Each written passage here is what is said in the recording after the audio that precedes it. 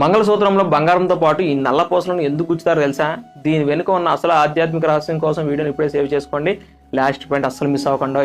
హిందూ సంస్కృతిలో మంగళసూత్రం కేవలం ఒక బంగారు ఆభరణం మాత్రమే కాదు, ఇది 100 ఏళ్ల వైవాహిక బంధానికి నిదర్శనం. అయితే ఇందులో నల్ల పూసలు ఉండటం వెనుక ఉన్న బలమైన కారణాలేంటో ఇప్పుడు చూద్దాం. సనాతన సాంప్రదాయం ప్రకారం నలుపు రంగుకు ప్రతికూల శక్తులను, చెడు దృష్టిని దూరం చేసే శక్తి ఉంది. ఈ నల్ల పూసలు పెళ్ళైన స్త్రీని, ఆమె భర్తను ఎలాంటి చెడు శక్తుల ప్రభావం పడకుండా కాపాడతాయి. ఈ పూసలు చుట్టుపక్కల ఉండే అసూయ, ద్వేషం వంటి దుష్ట శక్తులను గ్రహించి నశింపజేస్తాయి. ఇవి స్త్రీ చుట్టూ ఒక రక్షణ కవచంలా పనిచేస్తాయి. నల్ల పూసలు వైవాహిక జీవితంలో స్థిరత్వాన్ని, భద్రతను నింపుతాయి.